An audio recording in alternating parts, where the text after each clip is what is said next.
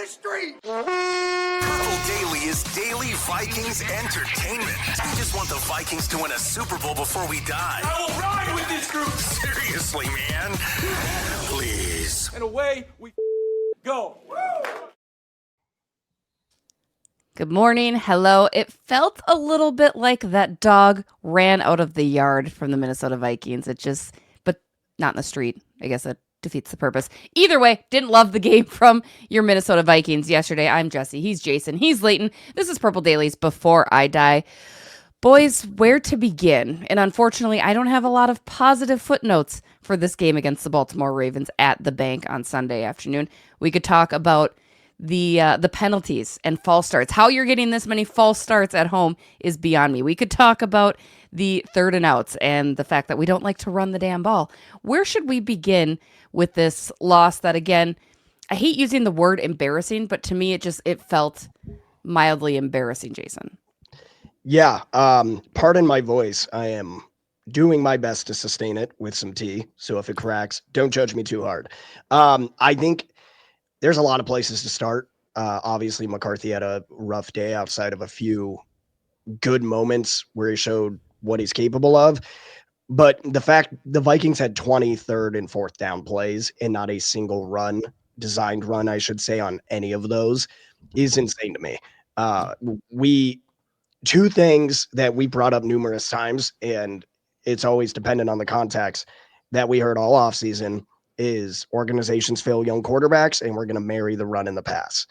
Yesterday, if I were to take what not only J.J. McCarthy has shown that he's good at and where he needs to grow, but just this offense, no matter if it was him or Carson Wentz, what they found success with this year, and if I were to build a game plan on what would work best, I would build the exact opposite of what we saw KOC do after that first drive.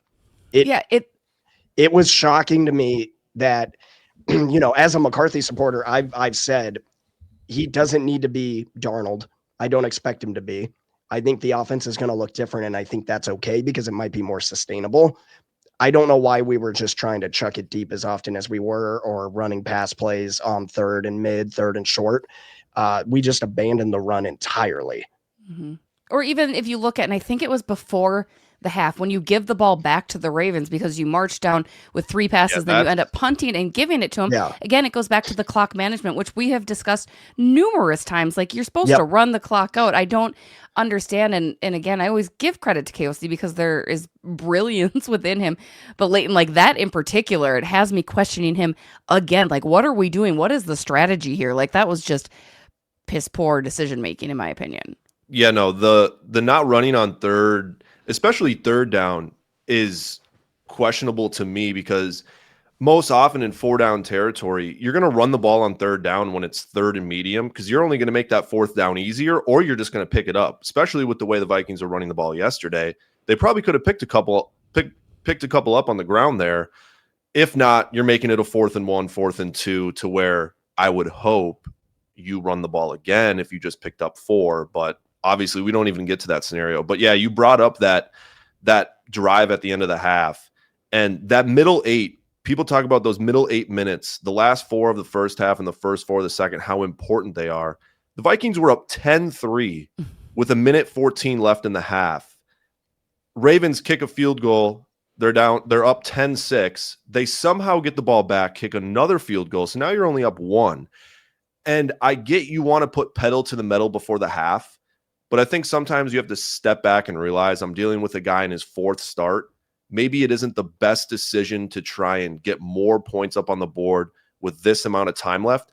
Take that shot on first down or see what you can get on first, then kind of gauge it from there. At least make the Ravens use some of their timeouts. But you got to realize opponent and who the other guy is playing the quarterback position. And when it's Lamar Jackson, giving him that much time, any time is too much time. And then you come out in the second half, you're still up. You have the ball to start the second half, and then you turn it over. They kick a field goal to take the lead, and then you fumble the ensuing kickoff, and they score a touchdown. I mean, that's where the game was lost right there. You go from having a 7-point lead to down 9 in a matter of 8 game minutes. I mean, that's And you're doing that against a team has Super Bowl aspirations now that they're healthy. It's going to be impossible to win a game when you do that. But even that being said, Jason, in my opinion, this was a beatable Baltimore Ravens squad that they were putting out there, right? Like, yes, obviously Lamar is in a class of his own, deservedly so, but it didn't feel like the Vikings necessarily should have been as downtrodden as they appeared. And again, it feels like they shot themselves in the foot more often that the Ravens were able to capitalize on. Yeah, and I think you can acknowledge that the defense largely did what they needed to yesterday. Lamar was 176 yards and a touchdown. Derrick Henry, I think, was averaging like 2-something yards per carry. Those were the two people you needed to stop, and you did. I do think the defense still is not meeting its identity we expected of a lot of sacks, obviously harder against Lamar Jackson, but speaking to the entire season and not creating turnovers, I think that could have definitely swayed some momentum. But at the end of the day, they adjusted to the two dynamic threats they were playing and they slowed them down pretty well. So I think in that type of situation, you have to have sustainable drives on offense because eventually Lamar and the offense in Baltimore are going to find momentum. To Leighton's point, now that they're fully healthy, people are saying, well, we lost to a Ravens team. They weren't very good. Well, they were favored on the road. They're fully healthy. This is still the Baltimore Ravens. Right. Oh, yeah, 100%. I mean, we were up and we showed what we were able to do against that defense early on, and we just completely went away from it. I just cannot fathom why we would not want to, again, to your point, dominate the clock, run the ball, establish control, especially heading in to end the first half. Well, yeah, and I mean, the Ravens played like it was a playoff game, and every single game for the Ravens from here on out seems like a playoff game to them. But for us too, they were taking the points when I was absolutely not expecting them to take the points, but they took the points, they kicked the field goals, and they didn't put the ball in harm's way, and it almost like the Ravens knew the Vikings were going to self-destruct, and they were just going to be able to take advantage of it. Yeah. Yeah. And I think it comes down to the conversation of coaching. Oh, sorry. I lagged for a moment, but it was the play calling was it was I don't even think you can just I watched all the pass attempts back this morning. The tip balls played a huge role in cutting off some momentum to where there were some guys open that it looked like there were going to be some good throws, open receivers. Those tip balls played a huge role in shutting down that momentum. And then it felt like when the offensive line would block, nobody could get open. It was, long developing passing patterns. And then when guys were open, a guy on the offensive line would just get completely beat. McCarthy was flushed. It was just no rhythm. Nobody was in sync, and you just couldn't make it happen for even. It felt like 10 plays you couldn't even get that looked like how they were supposed to go. Well, and it definitely doesn't help when Justin Jefferson has as rough of a game as we saw him. 12 targets, 37 yards only. I mean, absolutely just something we're not accustomed to, right? So uncharacteristic. Do you feel, and Jason, we'll start with you, and then Leighton, I'd love your opinion too. Do you feel there's a disconnect between Jefferson and JJ still, or what do you think, or are we chalking it up to it's one bad game? And that happens, right? Like, that's totally normal, especially when you're a receiver that's going to be as closely monitored as Justin Jefferson is. Or do you feel like, sometimes on some of those passes, it felt like there was just this very strong disconnect between JJ and JJ? Yeah, I mean, and I'll say it, McCarthy was wildly inaccurate at times yesterday. And I think that at the same time, you're seeing the importance of training camp with a young quarterback. And obviously, I'm not mad at Jefferson for playing it safe with the hamstring, but we're seeing what happens when you don't have those simulated game situations to build that trust and rapport. But also, I will say, that second interception, I'm not blaming McCarthy because Jefferson just ate it. And I don't know if that's going back to what happened at Lambeau a few years ago. His cleats weren't up to par. I have no idea what happened there. But that first interception, it was a bad throw. He should have run. I don't love the play call. Number of things I could stack. I think it was 3rd and 6. But we've seen Jefferson go up and attempt those catches numerous times. He is one of the best receivers in the NFL at high pointing a football. And zero effort to even do so.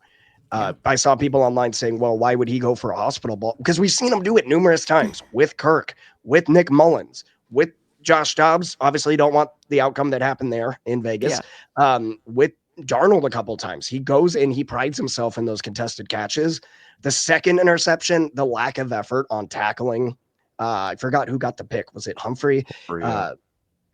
Thank you. But he just kind of stands there and jogs. You could have had them down at their own like 5 or 6 yard line.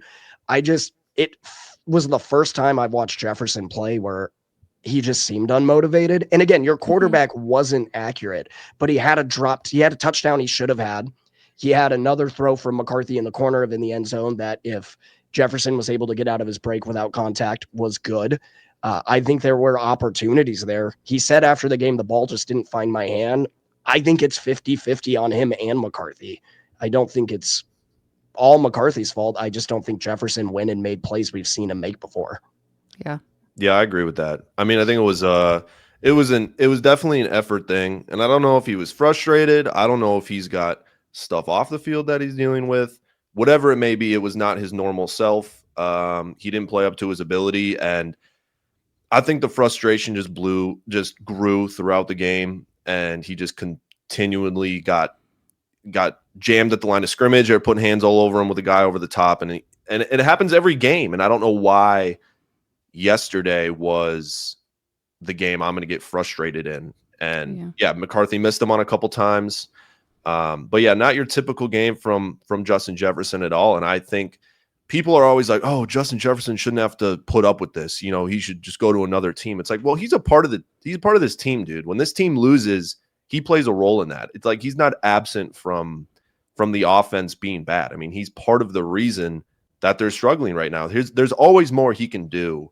It's not like he's getting open on every single play and McCarthy's just missing him. Like that's not happening. He's not absent from the mistakes this offense is making. But yeah, overall I think it was definitely the worst game he's played probably since rookie year. And if I could add, in that play with some of the low effort on the interception, people were saying, oh, yeah, you can't expect him to put in effort. He's sick of his quarterback. He's sick of losing. You were up 1 against a favored team in a must-win game a week after upsetting a divisional opponent that you haven't beaten in five years on the road. In that context, we've seen him have plenty of reason to be upset before, and thank God he has the patience of a saint. But in that moment, that is like the worst possible time to be like, yep, I'm done with this. You're leading at home, and you just came off a massive win. Why? That narrative just makes no sense to me. But the way he was acting, I can't blame people for thinking that's how it looked. I don't think it's the case. Right. Do you think part of this too? I mean, we've talked about before how the Vikings haven't had a franchise quarterback. They've never been in this situation. Is part of this just the growing pains with JJ McCarthy? And it is what it is. This is what teams have to go through. You have to commit to this being the guy, and it's going to take a minute. Do you think that narrative is fair, or are you hating that idea too, Leighton? No, I mean, the narrative's fair. There's going to be growing pains for sure. I mean, you look at anyone in the league. I think Peyton Manning had like a 4-win season his 4th season in the NFL. Like there's ups and downs to this, and you can't just take every individual, because I mean, you look at last week, JJ struggled, but he beat the Lions on the road. So if you just take that, you can run with it. And then if you look at the game yesterday, you could just take that and run with it. Instead, why don't we get 12, 13 games under our belt, see where we're at the end of the season, and kind of play it from there. But I mean, if you were to tell people Drake May would be the MVP favorite after week 10 of this season last year, nobody would believe you. The way he was playing, he was showing flashes, but it's not like he was going out there winning games. The Patriots had the 4th pick in the draft or whatever it was. It's same with Caleb Williams. It's all about adjusting to the NFL, the speed of the game. I think JJ McCarthy just has one speed right now, and it's go, go, go, go, go. And I think he needs to find this kind of rhythm to where it's not always like that. You need to make some touch throws. You need to just take the check down at times. Sometimes not take the check down. There was clean pockets that I was looking at this morning where he had guys coming open and he would just check it down. And sure, it was a completion of 8-9 yards, but those are the opportunities you need, and you'll see on film that you need to take advantage of. And I also think we can sit here and bash the play calling, and yeah, it's been bad. But at the same time, you know, this is their fourth game calling plays for JJ McCarthy, Kevin O'Connell's, to where I feel like he has so much confidence in him that he can make these plays, that he can dial up these long throws over the middle. and that JJ can make them. But I think he just, for whatever reason, JJ doesn't make it in the game. I think his clock gets sped up. And as much as Kevin O'Connell has been a help to him, it definitely felt like he was hurting him a little bit yesterday. Yeah, and I think that starts, like, to your point, he has to slow the game down, but your coach can't be pedal to the metal the entire game either. Right. And I think there is a balance, and I think he can make those deep shots when they're available, but I think they need to come in the rhythm of an established game plan. And I think that establishing the run, building on play action is where you're going to find success. That's where you build confidence to where you can take an entire shot on first down out of play action on a random drive or something, throw it 40, 50 yards downfield. Sorry if you can hear the landscapers. They are cutting down a tree in front of my house. I was wondering. I'm like, what is that? I have no voice. The landscapers are here. We're doing great. We're doing as well as the Minnesota Vikings. Like the Vikings. But I do think that tempo and control starts with Kevin O'Connell. Yeah, I think that's absolutely fair. And again, there's a lot of questions. I'm not dogging KOC. I'm not going. It's this season in particular has raised a ton of questions, and naturally that's because the team's not winning, right? Like if you had put some dubs on the board, you're having a different conversation. You're making better excuses for KOC. We're not there yet. We've got some fans making excuses or creating them, either way, with our comments from YouTube. First comment coming at you, boys. Leighton will have you answer this one first. Gar4114 says, develop the QB and stay competitive. That's all we got the rest of the year. So my question to you is, what are your realistic expectations for the final 8 games of the season, and how far can the Vikings go? Yeah, there's no doubting that the Vikings schedule is difficult in the back half of the season. I think it remains pretty much the same of like what I said last week, of that the Vikings just, or maybe it was 2 weeks ago, the Vikings just need to stay consistent. They need to stay in games. They need to show some flashes.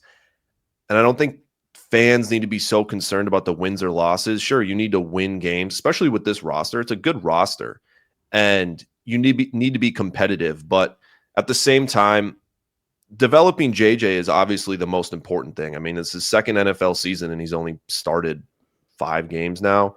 So there's going to be some tough games, and you need to tee this thing off for next year, getting ready to go, compete for the playoffs and the Super Bowl from next year and moving forward. I just think they got off to such a rough start this season with so many injuries, especially to their quarterback, which they spent all offseason developing, and then you bring in Carson Wentz. It's just, sometimes it's hard to recover from that. You don't see teams recover from that. So the last 8 games, making the playoffs is a very, very outside shot. You definitely can, because, I mean, you're 2-0 in the division, and if you win those divisional games, you're going to be right in the mix around 9-10 wins, depending on how other teams do. But I think the Chicago Bears are the 7 seed right now, and they have 3 losses, and the Vikings have 5. So it's not like this far gone thing that the Vikings could make the playoffs, especially with this roster. But I just think the quarterback development is the most important thing. Like this commenter said, just seeing the flashes, seeing him get better on a weekly basis, and then taking it from there. What do you think, Jay? Are we kind of saying it's a wash on the season? Grow JJ and focus on that? I'm not going to say it's a wash, but to Leighton's point, I don't think this team has found its identity yet. We've seen in endless games just a completely different look for what this team is even attempting to do. So I think that's the most important thing, right? You always start with the roster over the player. McCarthy's a huge part of that. He's probably the most important piece. But as a team, offense, defense, special teams, they need to figure out, like, what are they going to rely on the most? I think that you have to come away. The most important thing at this point is to come away with an answer at the end of this season on, are we going to run it back with McCarthy? Is he going to project the way we want him to? Or do we need to look at other options? Because this is going to be an offseason where there's going to be trades for veteran quarterbacks. We're already hearing rumors of the Jets trying to go all in on Burrow, and Schefter saying Burrow might ask out. Burrow would be my ideal if we had to go get a vet, but I think the Jets probably have that one on lock now. They have an infinite ammo cheat code available for them. I don't know if he'd do well there, but that's a different conversation for a different time. But you have Kyler Murray, right? I don't like that option, but some people have brought it up. You have to make decisions because at a certain point, not only does it become, is Justin Jefferson going to want something else, but from a team perspective, does it make sense to pay him that if you're not projecting to capitalize on his skill set? And would it make sense to possibly get what you could in return, which should be a heavy haul? I don't think we're there. I do not want to get there. I am not endorsing or suggesting that, but those are potential things that have to be addressed if this season doesn't move where you want it to. That's where you need these answers. And I think that for that reason, yeah, McCarthy and what he does the rest of the year and how he connects with his receivers and Kevin O'Connell is important. I do also want to say, though, we've seen people, to Leighton's point, like kind of compare different quarterbacks. And I see people say, well, no quarterback has had the weapons JJ McCarthy has. His run game isn't used, and he basically is playing with no tight end. I think those are two things that could elevate him and provide some safety blankets in that development that we're talking about. I know Hawkinson's having to do a lot of pass protection, but even when he's out there, he's not the guy we signed or traded for. So I'm very curious how they're going to give him those other fallback options in the passing game going forward. The thing I was thinking about yesterday was, first of all, I think things would have to go so horrifically bad for JJ McCarthy to not be the starter going into next year. I think they would have to be through the roof. Like, I think he'd have to be benched this season. So if he finishes out this season, he's going to be the starter next year. This is a conversation for probably down the road sometime. But Kevin O'Connell has such a, the franchises fail, franchise quarterbacks, whatever that quote is. We all know what that quote is, right? Mm-hmm. So when does it get to the point to where Kevin O'Connell actually loses faith in JJ McCarthy instead of just being like, oh, just give me another year. Give me another year. Yeah. You know what I mean? It's like, because sometimes some place you have to draw a line of like, this guy just doesn't have it, because some guys in the NFL don't. And I'm not saying that whatsoever, but I'm saying, because now you can look at Daniel Jones. Now you can look at Sam Darnold and be like, oh, just give him some time. They'll turn into that. And it's like, that's just not the case for everybody, Yeah.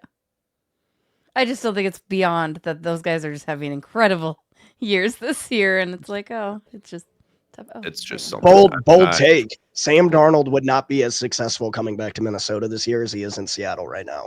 They are utilizing him incredibly well. Yeah, I'd agree with that. And that's it. That's exactly it. That anytime a player goes to a different organization, it's just a totally different scenario, right? Like, change of scenery does wonders for a dude. It's incredible. It is a different scenario. I think he would be so good here. I don't know. I with the O-line injuries and things like that, I don't know how if it would work. Obviously we saw it work at points last year, but also like, we saw it work the entire season last year. Not the entire season. It's important to remember outside of the majority. We can go back and forth. I think that's a good post-mortem conversation for the season if we don't see. And I'm not saying they made the wrong decision. I mean, sure, you can look at that, but in the time they made the right decision to move on from. You don't want to pay him that. No, I agree. I'm not saying they should have been, oh, you should have signed him. I'm not that guy. But I think Sam Darnold would be freaking killing it in this offense right now. I need to know what people think. Drop that in the comments below. Speaking of changes, though, let's switch over to a comment from Lone Wolf 189. He says, we need a bunch of coaching changes. It's just a matter of if we're going to do it. Jason, are any of the Minnesota coaches on the hot seat at the halfway point through the season? I'd have to say no for one reason, which is I don't know what a lot of them do or do not do. I'm just being honest. Yeah. I can't say fire Wes Phillips when I don't know what his full responsibility is. Like, when we're watching games, and obviously he's up in the booth, but when you just kind of watch in general this team, it's almost like McCown is more involved in the offense this year consistently. So I don't know what's going on there to be like, oh yeah, he's not doing anything. Because if the problem is move off him because he's not bringing anything to the table, that's not on him. That's on Kevin O'Connell utilizing him. And I'm not ready to say, despite my concerns with KOC's stubbornness, to move off him at all. But I do think if they're in a situation where one, they're either not utilizing their OC, or two, they don't trust him to utilize him, then I would bring in an OC and like an offensive advisor who I don't know if I'm 100% ready to say give up play calling, but I do think KO needs other voices in his ear if he doesn't already. I just don't know what that looks like, because from what we've seen, Kevin O'Connell makes the play call pretty much on his own. But I would assume that Phillips has more to do than what we see, but I'm not ready to like blame him just because it doesn't seem like he has that much of an impact. Yeah. Yeah, no, I agree with that. I don't know. I think the guy who has the hottest seat right now is probably Matt Daniels, the special teams coordinator, because the flags just continue to happen, and Miles Price has been great, but how much is that accustomed to the coordinator being good? I don't like special teams coordinator. I don't know. Like, did we have any holds yesterday on returns? I don't think we did, but we had the fumble. I feel like there was at least one. Okay, maybe I was wrong. You can guarantee I don't know. There will be one. In my brain, for some reason, I thought we finally didn't have any holds, and then Miles Price fumbled it twice, which would have been just really funny. But if we had one, I must have just spaced it. But yeah, no, I don't think anyone's on the hot seat. The play calling, sure, you could hand that over, and you can definitely make an argument for that. But then I feel like that just becomes more difficult. Of JJ's now dealing with another play caller, and he's 5 games into his NFL. Like not 5 games into his career, but 5 starts into his career, to where it's, I don't know. I wouldn't do it now. I would wait. Yeah, no, I would not do what Dan Campbell, and good on him, by the way. But no, I would not do that now. That would be a conversation after the season, though. And people are probably going to compare that, but I think it's completely different from the head coach being like, I'm calling plays now, instead of it going the other way around. Yeah. That seems fair. Final comment from YouTube comes to us from Dubs2121, who said successful draft picks would be helpful. So my question to you, Jason, how much blame are we putting on Kwesi for the so far 4-5 and underachieving season? I mean, you have to put, he's the GM, right? And when injuries are an issue, you have to look at one, were those free agent signings obviously worth the injury risk? Because almost every free agent we signed had a substantial injury history to some extent. Also, what are we looking at as far as depth? But it is really funny, though, I guess kind of ironic, that like the best player yesterday was a Kwesi draft pick from the 2022 draft. And I think that kind of went under the radar. And now Jalen Naylor's probably going to earn himself a payday elsewhere. You look at guys like LDR, who's having a good season. There's probably not as much talent as you want. And it's almost funny that the later in the draft you go, you're almost more likely to find talent with Kwesi's picks. Mm-hmm. But it is starting to add up as far as a depth issue. I think that he lives and dies, same, maybe more so than Kevin O'Connell, with McCarthy's success. And I think that that's probably what we're waiting on. I think it's going to be hard after this season to see them firing him after the extension, because they still have to pay out that money. But I mean, if we're continuing to lose games because of lack of depth or production from drafted players, I think it's a conversation where they have to address something. I think Thor mentioned on an episode that he would, if he was the Wolves, he would have a sit down and go through every single draft pick that Kwesi has made and go through who made the call, who identified this player. I think at minimum that has to happen. The Wolves need to know how and why every single pick was made. And if there's continually a voice in the room that's making bad picks, get them out. Yeah, I think depth is the biggest thing for sure. It's tough to put like a direct number or percentage on the blame for him, because as much as the depth is not good and the drafts have not been good, it's still a talented roster. And I mean, yeah, you can say that guys were already on the team like Darasan, Jefferson, but I mean, it's still a competitive roster, and it's still a good team to where Kwesi did that, and we can't just ignore that. But yeah, the drafts have been, if you draft good players, you're going to be a good team. I mean, it's as easy as that. So not drafting good players in the last 3-4 drafts they're going to catch up to you for sure. And it has, and your money's going to run out. They're second. They have the second lowest cap space next year, because they're just paying all these guys. So it's like there's going to have to be some adjustments. We will see again your Minnesota Vikings back in action. We'll have more to talk about next week. As always, Purple Daily content all week long. Plus, you've got all of your other Score North stuff. You got hockey. You got basketball. We'll wrap it up with, before I die, guys, I'm going to catch a t-shirt out of the t-shirt cannon. I have been to a handful of Timberwolves games in pretty decent seats. I like the seats. And every time I've gone, I am this close to catching one of the t-shirts out of the can. I don't know what I would do with it. I don't need. You got to throw some elbows. You got to get aggressive. I'm Box out, aggressive. get The a wide problem base. is I never want to spill my beer. And so like I think that in light also creates an issue for me. So I will learn to better adequately have the beer separated while I'm trying to go for the t-shirt. I was so damn close. So Do if it like the Chaz guy was at the there, I would've baseball given it. game. Catch it in the beer. That's a good point. This is Harder good. than There's a gotta be ball because it technique. has to come in at the right angle. But I think if Yeah. you could do that, you'd be viral instantaneously. Yeah, I mean, I was reaching over seats. It was a little aggressive, but I didn't catch it. I didn't get it, and I need to. That's my before I die for this week. As always, you guys are the best. We will catch you next week on behalf of Ross, Jason, Layton, and myself. We'll see you in Hennepin. I'm so bad at it.